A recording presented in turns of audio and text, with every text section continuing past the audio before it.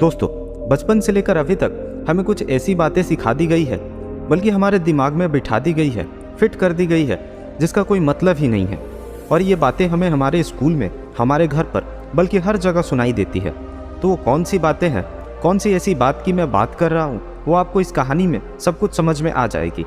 एक बार एक पिंजरे में कुछ बंदरों को डाल दिया जाता है और इस पिंजरे में एक सीढ़ी लगा दी जाती है, जिसके ऊपर कुछ केले लटका दिए जाते हैं। जैसे ही उस पिंजरे में कुछ बंदरों को डालते हैं तो उनमें से एक बंदर सीढ़ी पर चढ़कर केले खाने के लिए बढ़ता है।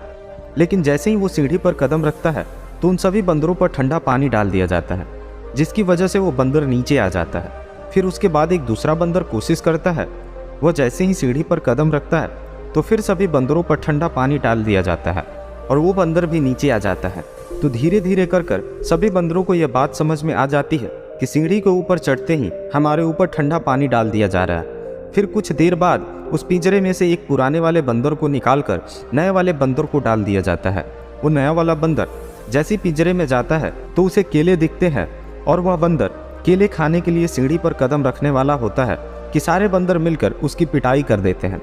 बंदर को यह बात समझ में नहीं आती है कि मेरी पिटाई क्यों हुई, इसके पीछे क्या कारण है। बंदर को कुछ समझ में नहीं आता है। फिर थोड़ी देर के बाद उस पिंजरे में से एक और पुराने वाले बंदर को निकाल दिया जाता है और दूसरे बंदर को डाल दिया जाता है। और उस बंदर को भी जैसे ही पिंजरे में डालते हैं उसे केले दिखते हैं तो सीढ़ी पर चढ़ने की कोशिश करता है। तो सारे बंदर मिलकर उसकी पिटाई कर देते हैं और पिटाई करने वाले बंदरों में से वह बंदर भी शामिल होता है जो पिछली बार पीटा गया था, जिसको पता ही नहीं था कि मेरी पिटाई क्यों हुई है। और इस बार उसने भी सारे बंदरों के साथ मिलकर उस नए वाले बंदर की पिटाई कर दी। फिर धीरे धीरे करके उस पिंजरे के सभी पुराने वाले बंदरों को निकाल दिया जाता है और सभी नए बंदरों को डाल दिया जाता है। अब उस पिंजरे में सभी नए बंदर थे और उस पिंजरे पर जो बाल्टी रखी हुई थी ठंडे पानी की, वो भी हटा दी जाती है। और अब जिस भी नए बंदर को पिंजरे में डाल रहे थे और वो नया बंदर जैसे ही केले खाने के लिए सीढ़ी पर कदम रखने वाला होता है तो सारे बंदर मिलकर उसकी पिटाई कर दे रहे थे। और उस पिंजरे में किसी को पता ही नहीं था कि हम एक एक करके पिटाई क्यों कर रहे हैं। और इसी तरह हम इंसान भी एक दूसरे के सपनों की पिटाई करते आ रहे हैं। जब भी कोई इंसान सपना देखता है कुछ बड़ा करने का, तो हम उसे कुछ ऐसी बातें बता देते हैं जिसकी वजह से वह इंसान डीमोटिवेट हो जाता है। और हमें भी यह बात पता नहीं होती है कि हम उसके सपनों की पिटाई क्यों कर रहे हैं। हम उसे ऐसी बातें क्यों बता रहे हैं, क्योंकि हमने दूसरों से ऐसी ही बातें सुनी हैं, इसीलिए हम उसके साथ भी ऐसी ही बातें कर रहे हैं। और सबसे कॉमन बात ये होता है कि समय से पहले और किस्मत से ज़्यादा आज तक किसी को नहीं मिला। तो तुम चाहे कुछ भी करो, कितने भी बड़े सपने देखो, अच्छों को हमने फेल होते हुए देखा है। कुछ इस तरह की बातें बोलते हैं। लेकिन मैं आपको बता दूं कि जो ठंडे पानी की बाल्टी जो पिंजरे के ऊपर रखी गई थी वह अब हटा दी गई है।